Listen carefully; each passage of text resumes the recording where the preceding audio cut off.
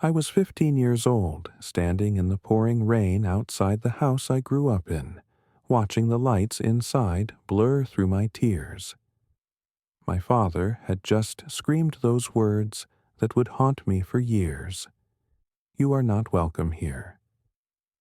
Through the upstairs window, I could see my older brother Dylan, his face expressionless, as he watched me gather my soaked belongings from the front lawn. We used to be close, or at least I thought we were. My parents trusted him completely.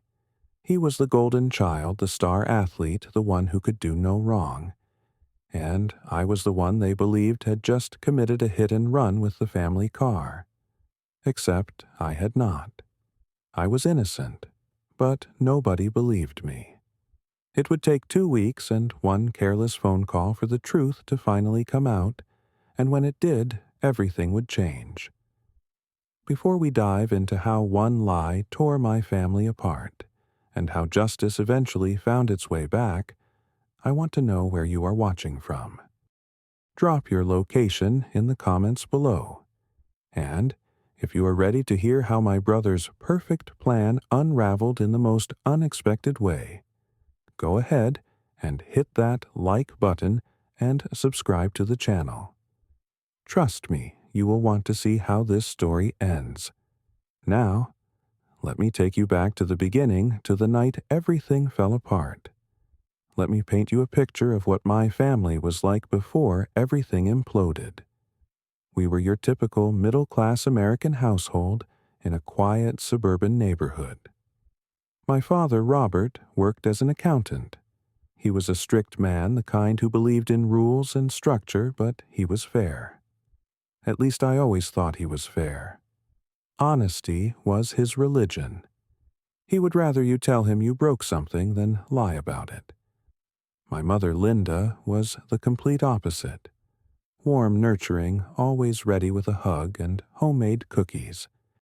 She taught second grade at the elementary school down the street and had that natural maternal instinct that made every kid in the neighborhood gravitate toward her.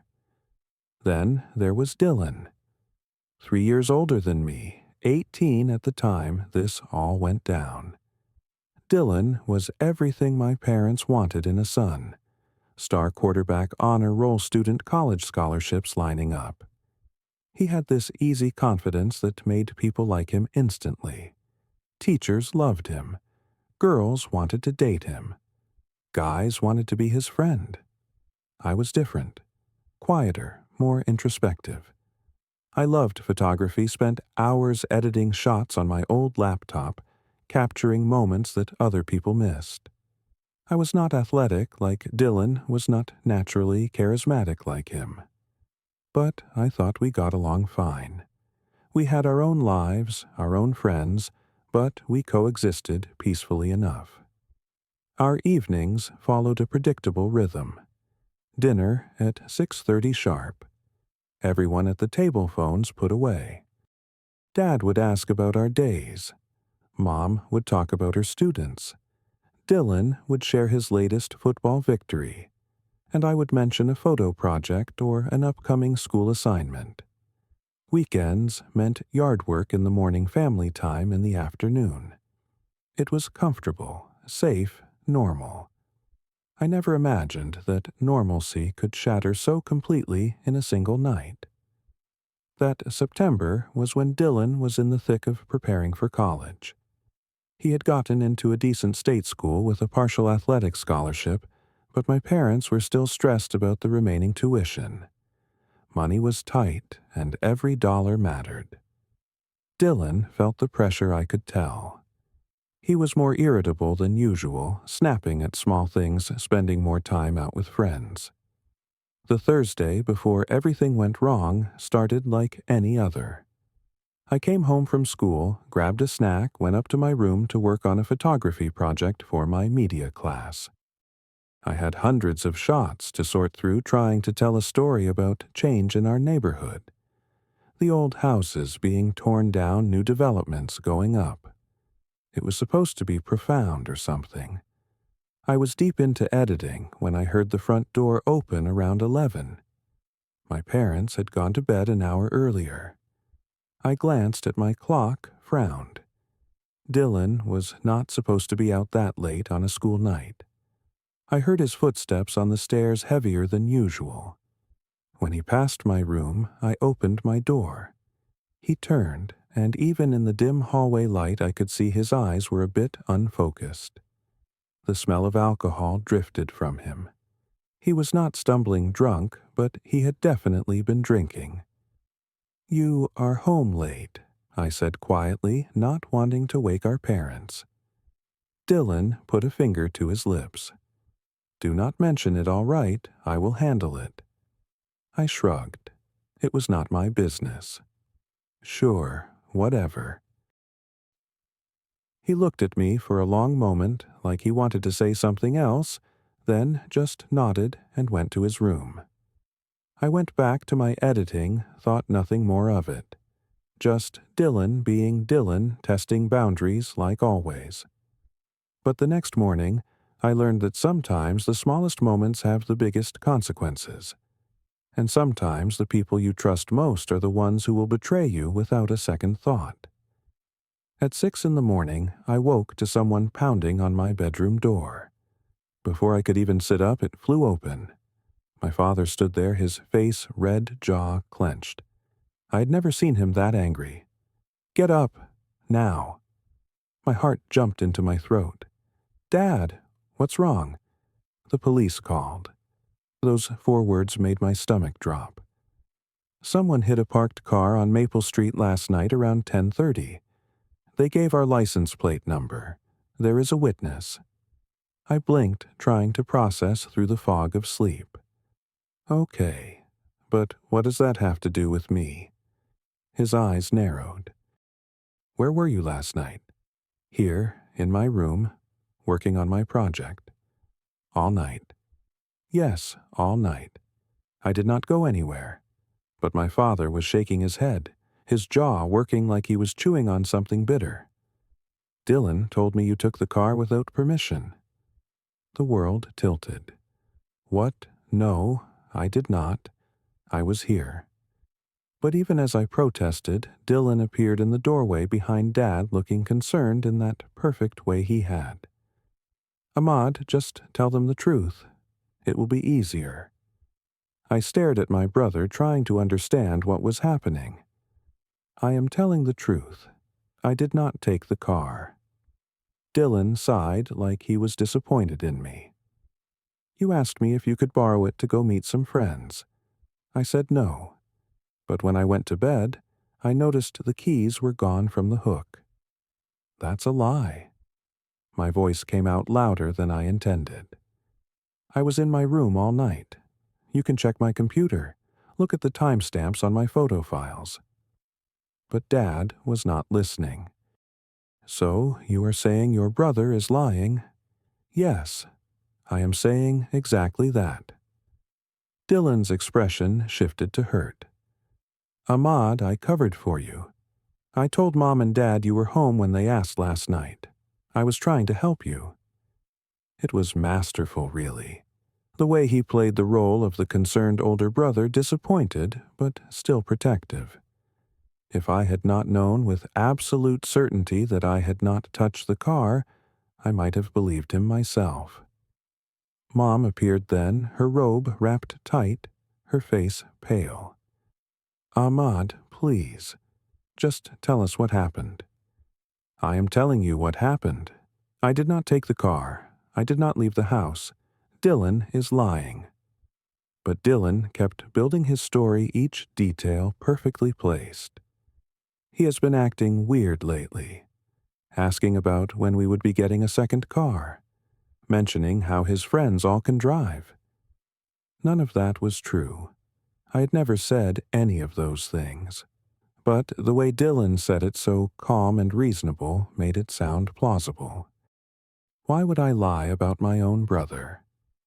Dylan asked, his voice soft and sad. That was the moment I knew I was in trouble, because that was the question nobody could answer. Why would Dylan lie? He had no reason to. He was the perfect son, the trusted one, and I was just the quiet kid who kept to himself. Who would they believe? The answer became clear as I watched my father's face harden, watched my mother's eyes fill with tears. They believed Dylan. The police wanted to speak with whoever had been driving. The damage to the parked car was estimated at $1,500. But my father's rage was not about the money or even the accident. It was about what he saw as lying. If you had just admitted it, we could have dealt with it. But lying to my face. His voice shook with fury. I tried everything. I offered to show them my computer proof I had been working all night. I reminded them they could check with neighbors, see if anyone saw the car leave. I pointed out that I did not even have my license yet, just a permit. But none of it mattered. Dylan's story was too perfect, too detailed. He claimed I had been asking about the car keys all week. He said I had seemed secretive lately. Every lie he added made me look guiltier. Mom was crying now, asking me why I would do this to them, why I would lie when the evidence was so clear. I felt my own anger rising hot and desperate. I am not lying. He is. I pointed at Dylan. He is setting me up. Dylan's face crumpled like I had just stabbed him. Why are you doing this? I am trying to protect you. And there it was, the final nail. Not only had I supposedly hit a car and run, not only was I lying about it, but now I was attacking my brother who was trying to help me. My father made his decision. Admit what you did, and we will work through this as a family. Keep lying, and you can get out of my house. The ultimatum hung in the air. Outside, I could hear rain starting to fall, pattering against the windows. I looked at my mother silently, begging her to believe me. But she just looked away, dabbing at her eyes with a tissue. I looked at Dylan. His expression was neutral, now waiting. And I understood with sudden, horrible clarity that this was intentional. This was planned. Dylan had hit that car. Dylan had been driving drunk, and he had decided in that moment that I would be his scapegoat. I did not do it, I said one more time, my voice steady despite the fear coursing through me. Then you are not welcome here. My father's words were final. He actually started pulling my belongings out of my closet, throwing them toward the door. Clothes, shoes, my backpack. My laptop, thank God, was still on my desk, and I grabbed it, shoved it in my bag. The rain was coming down harder now, drumming on the roof. My mother was pleading with Dad to wait to let everyone calm down to talk about this in the morning. But Robert's principles were ironclad. In his mind, I had committed the ultimate sin in his household. I had lied to his face. I found myself standing on the front porch, watching my father throw my belongings onto the wet lawn. A pair of jeans landed in a puddle. My favorite jacket got caught in a bush. It was surreal, like watching a movie about someone else's life. This could not be happening. But it was. The rain soaked through my shirt within seconds. I scrambled to gather what I could, shoving wet clothes into my backpack. Across the street, I saw Mrs. Chen's curtains move. The Robinsons' porch light flicked on. The entire neighborhood was getting a show. Dylan stood at the upstairs window, his face barely visible behind the glass. He was not smirking, was not gloating. He just looked blank, like he was watching something mildly interesting on television. That somehow made it worse. I wanted him to look guilty, to show some sign that he knew what he had done. But there was nothing. Just that empty stare. I hoisted my backpack onto my shoulders, felt the weight of my laptop inside. At least I had that. At least I had something. I walked away from the house water streaming down my face, mixing with tears I had not realized I was crying. I had $17 in my wallet. No plan. Nowhere to go. I ended up at a 24-hour gas station about a mile away, huddled under the awning, shivering. My phone buzzed. A text from my mother: "Please, just tell your father the truth. This does not have to be this way." I did not respond.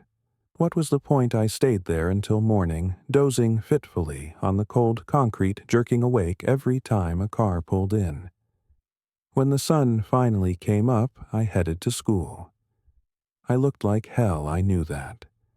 My clothes were still damp, my eyes red. But what else was I supposed to do? Marcus found me at my locker during first period. Marcus had been my friend since middle school. Solid guy, loyal, did not ask too many questions. "Dude, what happened to you?" I gave him the abbreviated version. His eyes got wider with every sentence.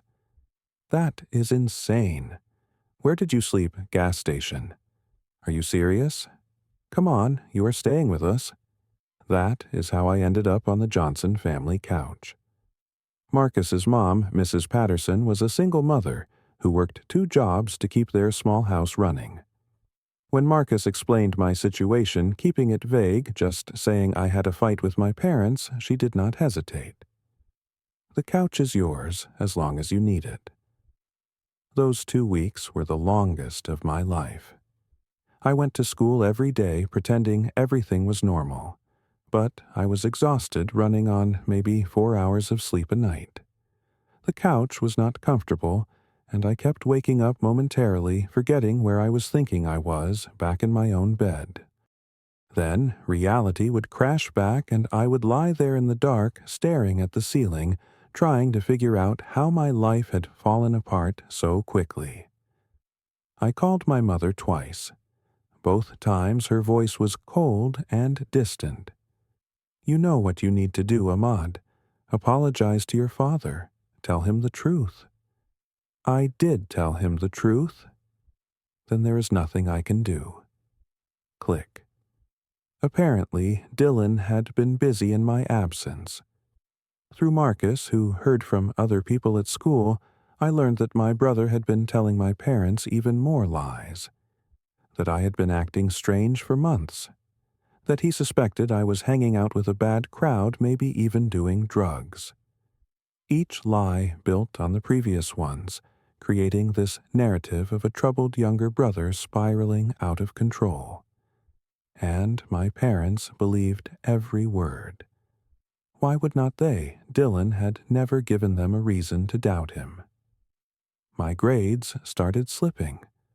I could not concentrate in class. My photography project, the one I had been so excited about, sat abandoned on my laptop. I could not bring myself to care about it. Every time I tried to work on it, I would just stare at the screen, my mind replaying that morning over and over. The look on my father's face, my mother's tears, Dylan's blank expression in the window. The injustice of it ate away at me like acid. How do you prove something did not happen? How do you prove innocence when someone has decided you are guilty? Marcus was amazing through all of it. He never once made me feel like a burden. He would crack jokes, try to get me to laugh, share his lunch when I did not have money for the cafeteria. Mrs. Patterson quietly made sure I had clean clothes, left extra portions at dinner, never made me feel like I was imposing. But I could see the concern in her eyes. She knew something was seriously wrong, but she respected my privacy enough not to push. The shame of my situation was crushing. I had been thrown out of my own house, was sleeping on someone else's couch, and everyone knew why. Well, they knew the lie. They thought I had hit a car and was too much of a coward to admit it. At night, lying on that couch, I would wrestle with myself. Should I just admit to something I did not do?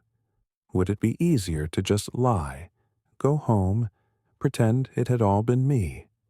My pride and my sense of right and wrong would not let me. If I admitted to it now, I would be living a lie for the rest of my life.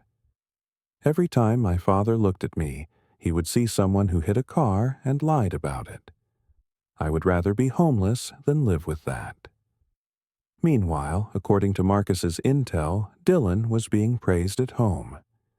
My parents kept telling people how responsible he was, how he had tried to help his troubled younger brother. He was apparently spending extra time at home being the perfect son filling the space I had left. What I learned later, what my mother told me months afterward, was that she had started to notice things. Small inconsistencies in Dylan's story. He had said I took the car at 10 in the evening.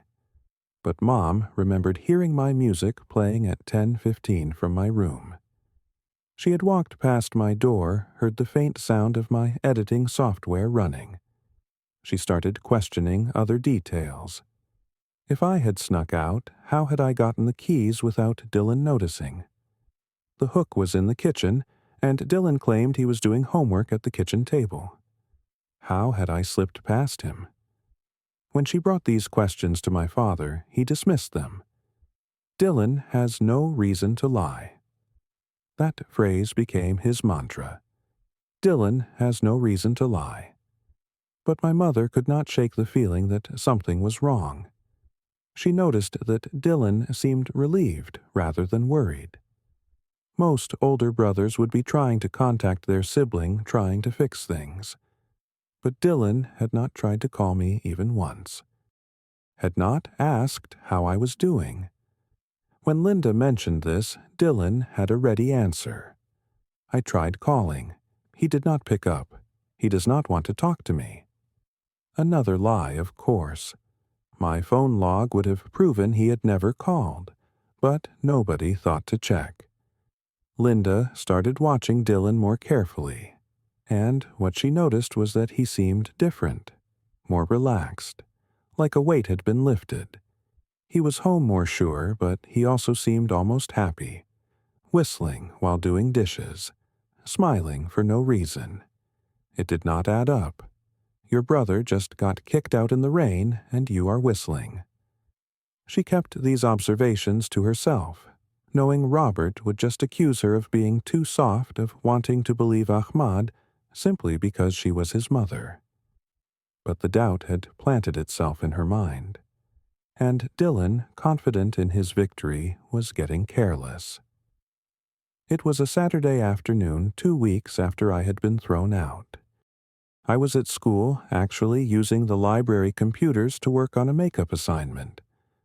Marcus was with me, helping me catch up on the work I had been too mentally exhausted to complete.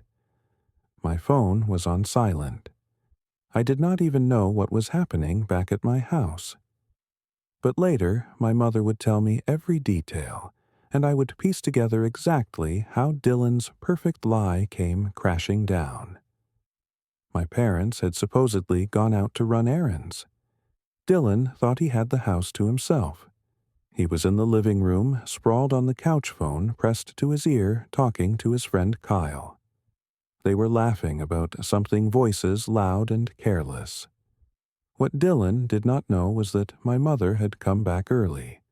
She had forgotten her wallet, turned the car around, came back through the front door as quietly as she had left. She was in the kitchen about to call out to Dylan when she heard her son's voice floating from the living room. Dude, I am telling you it was genius. My dad totally bought it. A pause. Kyle saying something on the other end. Then Dylan laughing. Are you kidding? Ahmad has always been the easy target. He is the quiet one, the one who keeps to himself. Who are they going to believe, me or him? Linda froze her hand on the kitchen counter. Dylan kept talking, oblivious. I panicked, okay? I had been drinking at Jake's house. Thought I was fine to drive. Hit that stupid car on Maple Street. Knew if I told my parents the truth, they would lose it. There goes my college fund, there goes my car privileges. But Ahmad, he does not even have his license yet. He is not going anywhere. So, yeah, I threw him under the bus. Linda's other hand came up to cover her mouth. She was shaking.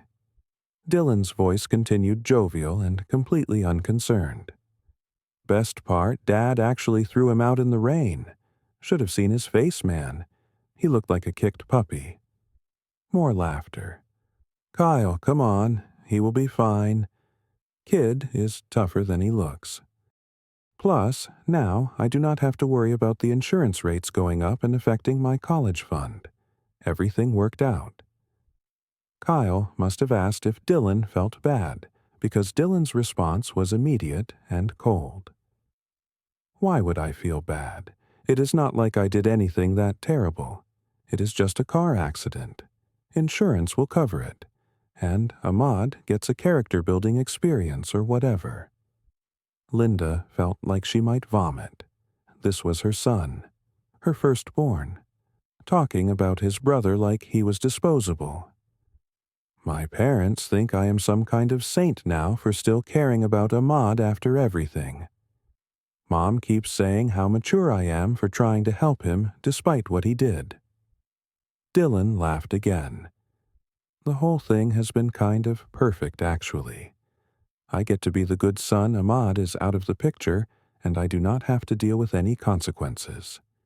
Win, win, win. He paused. Anyway, I got to go. Yeah, talk later.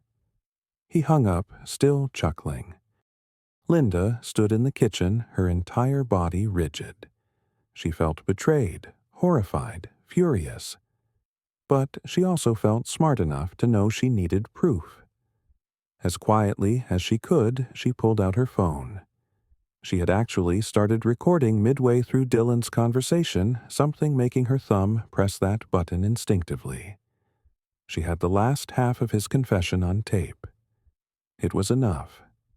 She steadied her breathing, tucked her phone in her pocket, and walked into the living room. Dylan looked up, saw his mother, and the smile died on his face. The color drained. His eyes went wide. Mom, I thought you were out. I came back for my wallet. Linda's voice was eerily calm. How much of that did you hear? Dylan's attempt at recovery was immediate. Oh, that I was just messing around, joking with Kyle. You know how we joke. Do not. The single word cracked like a whip. Do not you dare insult me by pretending I am that stupid. I heard you, Dylan. Every word.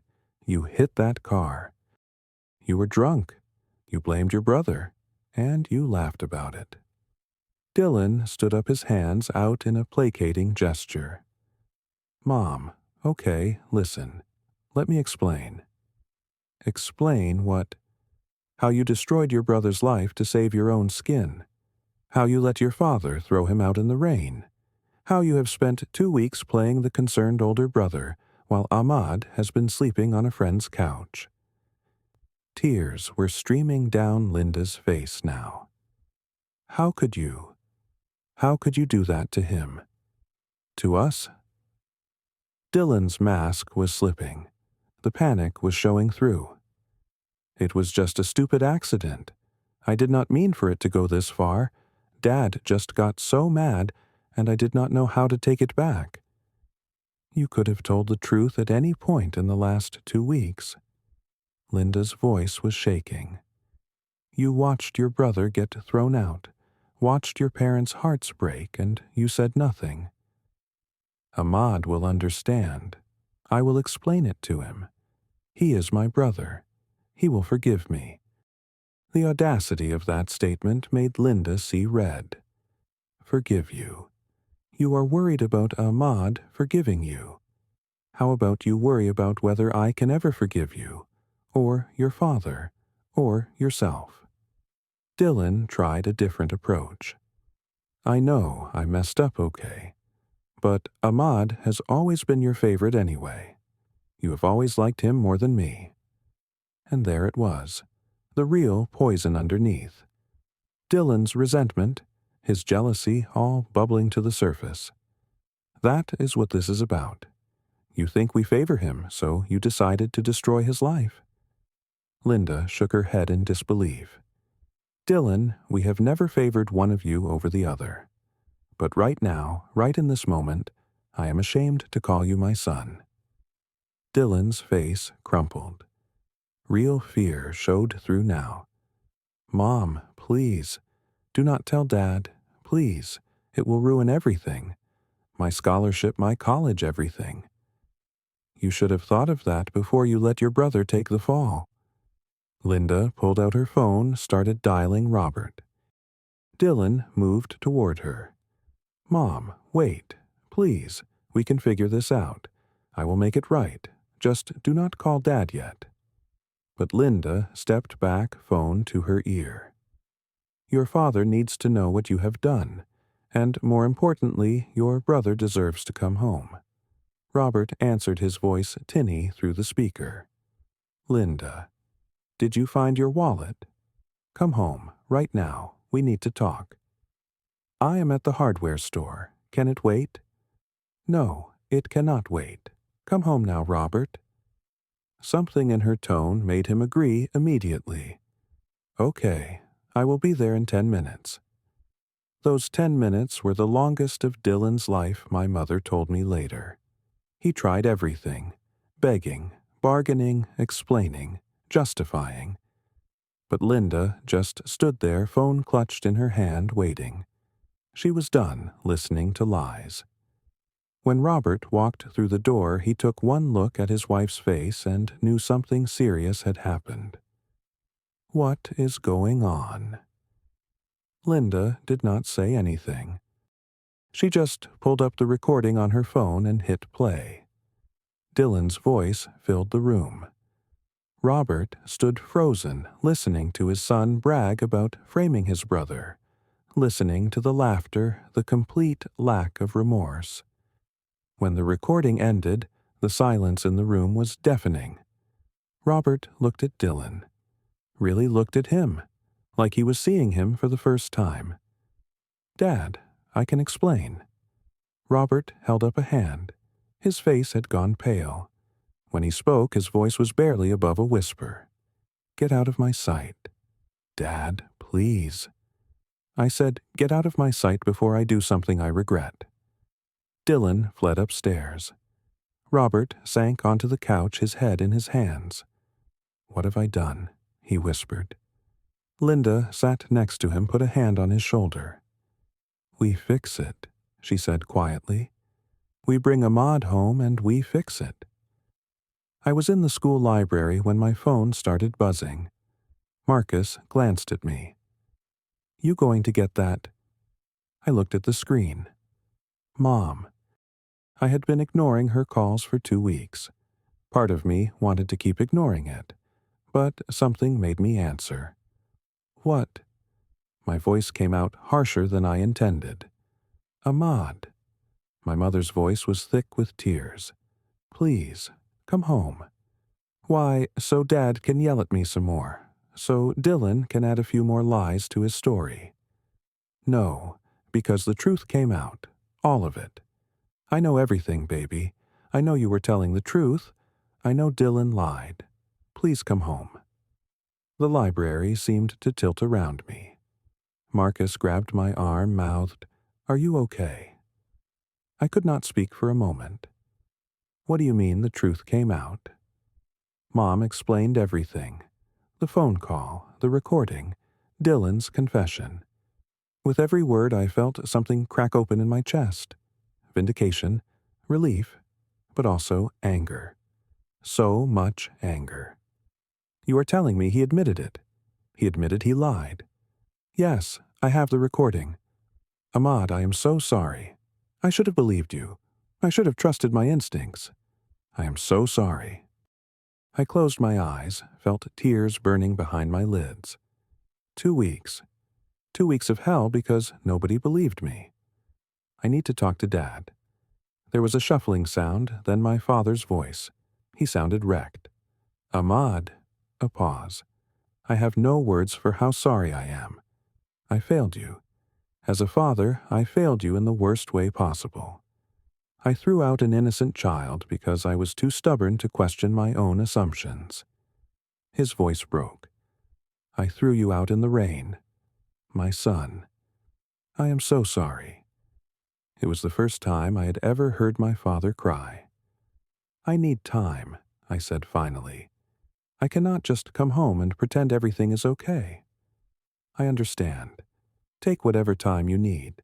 But please know your room is here. Your home is here. And I will spend the rest of my life trying to make this right." I hung up, stared at my phone. Marcus was watching me with wide eyes. "Dude, what just happened?" I told him. All of it. When I finished, he let out a long breath. "Holy crap. Your brother actually admitted it." "Yeah, my mom recorded him." "So, what are you going to do?" That was the question. What was I going to do? Part of me wanted to go home immediately, reclaim my space, make Dylan face me. But another part of me was not ready. The wounds were too fresh. I needed to process this, figure out how I felt beyond the initial surge of vindication. I went home that evening after school. The house looked the same, but everything felt different. Smaller somehow.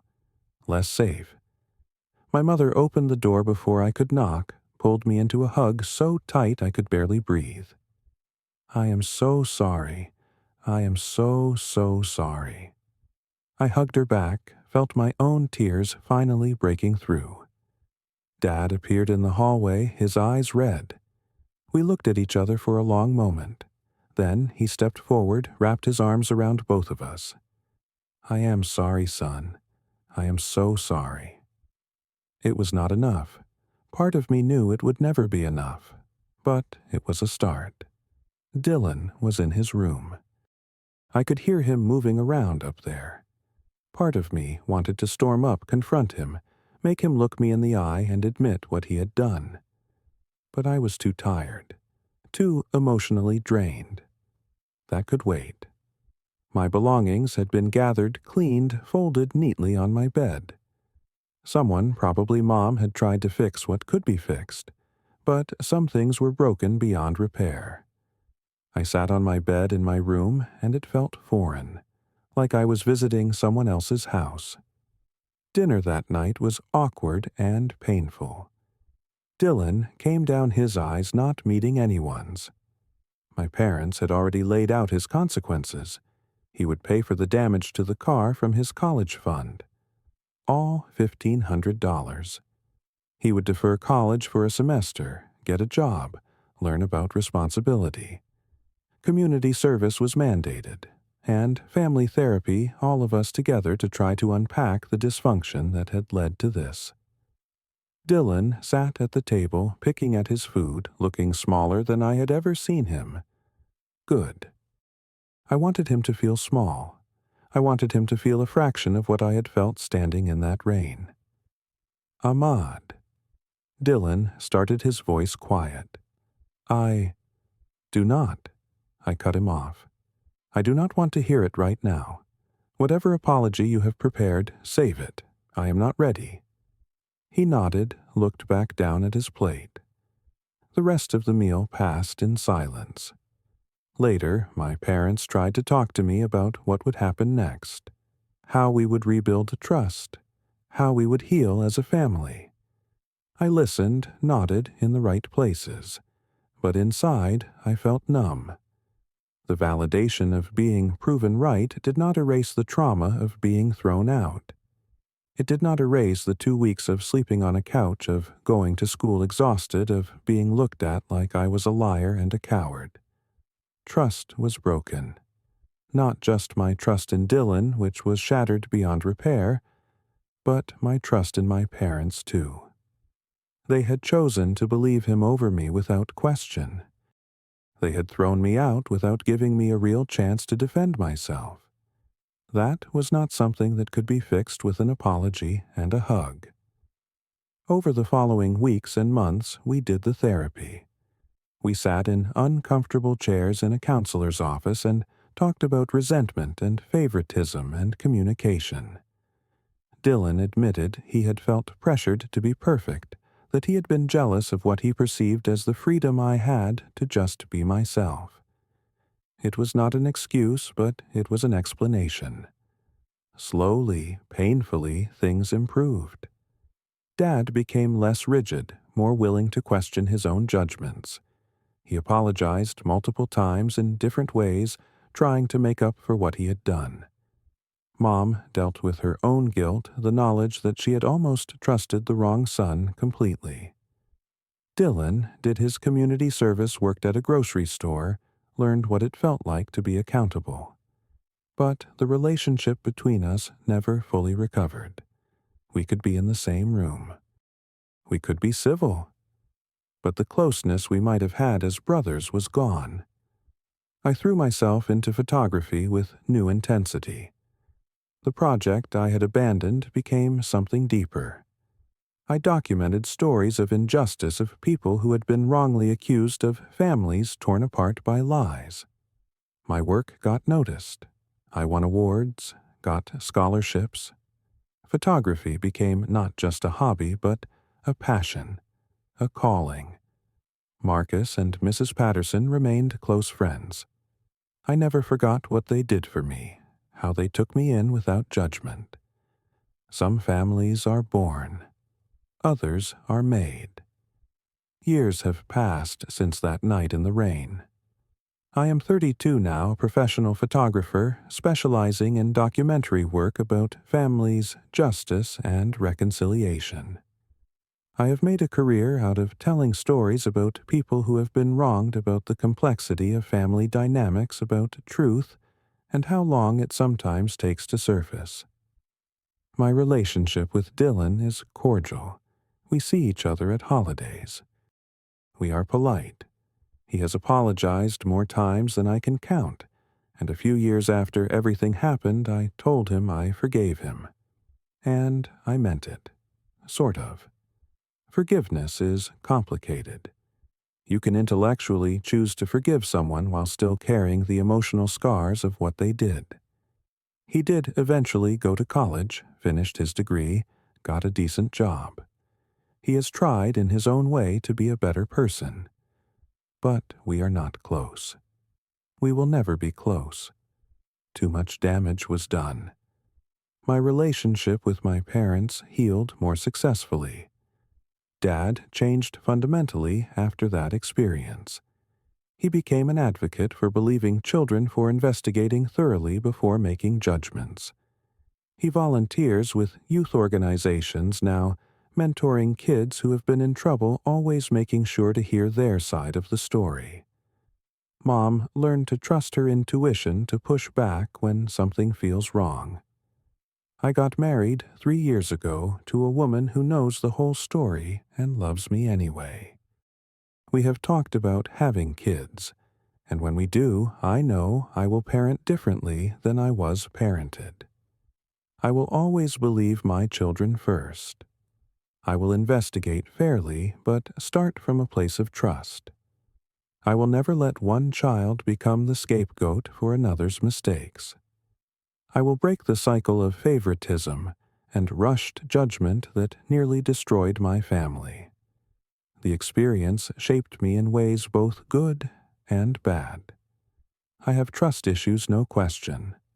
I am slower to believe people at their word. But I am also more empathetic to those who have been falsely accused, more willing to fight for truth even when it is unpopular. Looking back, I can see how many small moments led to that big explosion. Dylan's growing resentment, Dad's rigid principles, Mom's tendency to avoid conflict, my own quietness that made me an easy target. All of it combined to create the perfect storm. But what I learned, what I have carried with me, is that the truth has a way of surfacing. It might not happen immediately. It might take weeks or months or years. But lies are heavy and liars get careless. Dylan got comfortable in his deception, confident that he would never be caught. And that confidence made him sloppy. One phone call, one careless conversation. That is all it took. I learned that standing in your truth even when you are alone, even when everyone thinks you are lying, is the only way to live with yourself. Those 2 weeks were hell.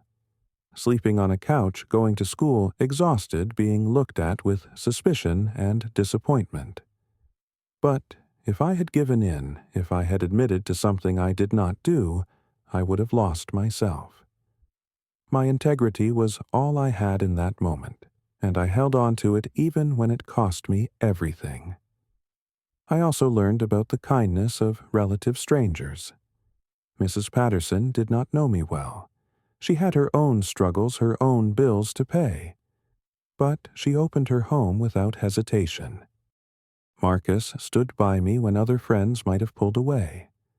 Those acts of grace, of simple human decency, mattered more than I can express. The night I stood in the rain cold, and betrayed and alone, I thought my life was over. I thought the injustice would swallow me whole. But I survived. I more than survived. I built a life I am proud of, a career that means something, relationships based on honesty and trust. That night taught me I could endure anything. It taught me that I was stronger than I knew.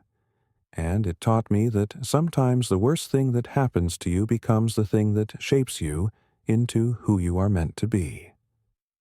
Justice does not always come quickly or loudly.